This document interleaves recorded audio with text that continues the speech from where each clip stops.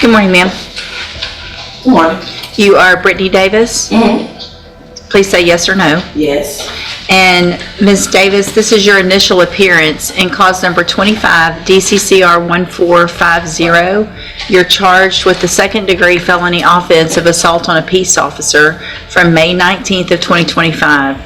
Since you've made bond in your case, have you had an opportunity to try to hire a lawyer? It's been worked out. What's been worked out? Right out of the gate, this judge is keeping things tight. Yes or no answers only.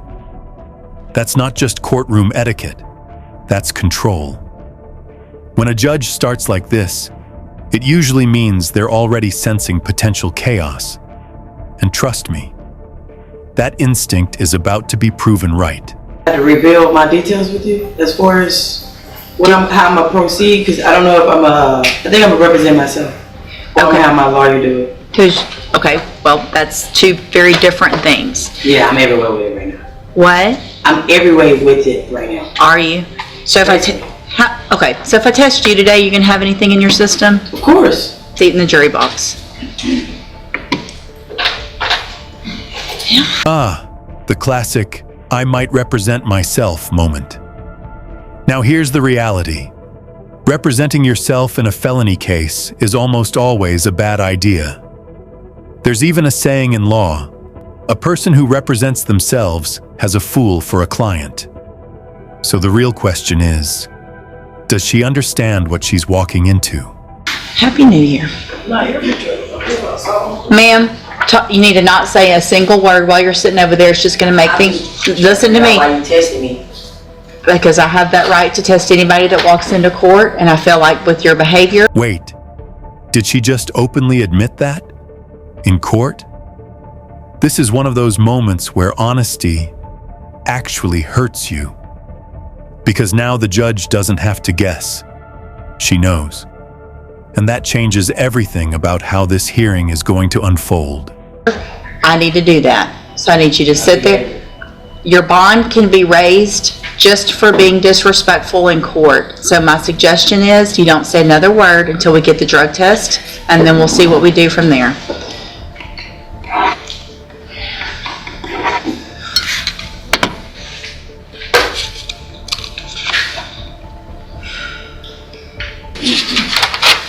Thank you.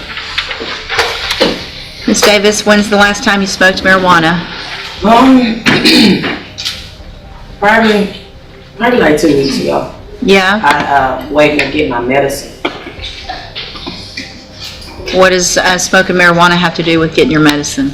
Well, I mean, I self-medicated myself because I don't have any medicine. So I was smoking to keep me like... What medicine do you need? Adderall, Buzzprone, and Promax. What doctor are you going to? Dr. N. Spell it? N? Uh-huh. I don't know. You don't know how to spell it? No, I don't. Where is he? He's on Baptist. He's at Baptist. This is where the defendant tries to justify self-medication. But legally, that argument doesn't hold much weight, especially in a state where marijuana laws are strict. Courts don't operate on personal reasoning. They operate on statutes. And right now, the judge is drawing a very clear line. Baptist Hospital or... Well, he's on the side by Baptist Hospital. Dr. N. Like Dr. Kinagani. He's not too far from Dr. Kinagani. Okay. But he's a new doctor. I was going to Dr. Kinagani at first. Okay. When's the last time you saw Dr. Ian? I see Dr. N today at 2. Okay, so here's what I'm going to do, Ms. Davis. A couple of things. One, I'm going to reset your case for 2 weeks instead of 30 days. I'm going to order that you wear a drug patch. You have 24 hours to go get a drug patch on. Your bondsman can tell you where to get that. So between today and tomorrow, you got to have a drug patch on your arm. You get them changed every 2 weeks. I'm going to assume that this first one is probably still going to be positive for marijuana. But the drug patch gives me quantities, not just positive. This right here is a turning point. A drug patch isn't just a test. It's continuous monitoring. It tracks levels over time, which means the court can literally see if she's complying or not.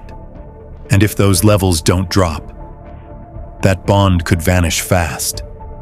This is the judge giving her a chance, but on a very short leash. Positive or negative, so it's going to show me that it's either going up or down or staying the same. If it's not going down every 2 weeks, the amount in your system, then I'm going to assume you're still using, and you're going to have your bond raised, and there'll be a warrant for your arrest, and you'll go back to jail. You understand? I have a question. Can I ask you a question? No. Sure. I can ask you a question. I just said you can ask me a question. What's the point of the drug pass if I admitted that I was smoking and it's like I told you I'm without medicine, I'm disabled. So it's like. So here's the thing.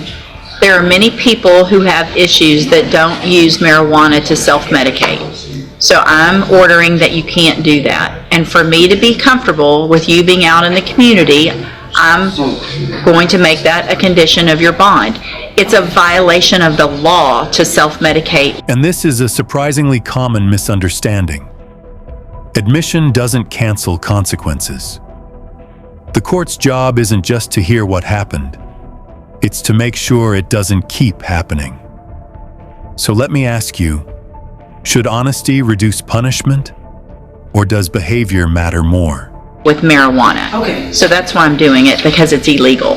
Okay. And you made that choice to smoke marijuana while you had a felony I pending. did. Okay, so I'm not, I haven't been prosecuted. you're being prosecuted right now. You haven't been found guilty, but you're charged with a felony. Right. And so you're on a bond, which means a bond is for certain things. It's to make sure that you show up to court. It's also to make sure that you and the community are safe and you're not violating the laws of the state of Texas, which you have done already while you're on bond. Typically, if somebody violates the laws while they're on bond, their bond is raised immediately and they go to jail. I'm not doing that today, but I am ordering that you have the drug patch. If I don't have proof that you have the drug patch, by tomorrow, there will be a warrant for your arrest. If I get a result from the drug patch, again, and it's higher or the same, there will be a warrant for your arrest. You cannot use any illegal substance. In addition to that, a condition of your bond is that you're not allowed to use any form, legal or not, of THC. So there's no trying to go get something that's going to still test positive, but it's legal in Delta 8 or 9 or all the things that whatever's out there. So you can't use anything that's going to test positive for it. You understand? You understand what I'm saying? I need you to answer yes or no so it's on the record. Yes. Thank you. So in the meantime, also, you need to try to hire a lawyer. And so your reset between now and 2 weeks, it's not a very long one, but I want to make sure you start attempting to hire a lawyer. If you get someone hired before the next court date, bring the reset notice that you get today to that lawyer and they'll tell you what to do, okay? Yes. If you're unable to hire a lawyer before the next court date, then I'm ordering you to visit with at least 3 lawyers. They all charge different amounts, you have different payment plans. Bring me back the names of the lawyers you've talked to so I know you're trying, and then we'll discuss your options. Also, when you come back, please bring me proof of your visit with your doctor this afternoon, okay? So get something from your doctor from today's date when you come back so that I know that you're actually going, okay? It depends on how much they're going to charge me for I don't have Medicaid, so.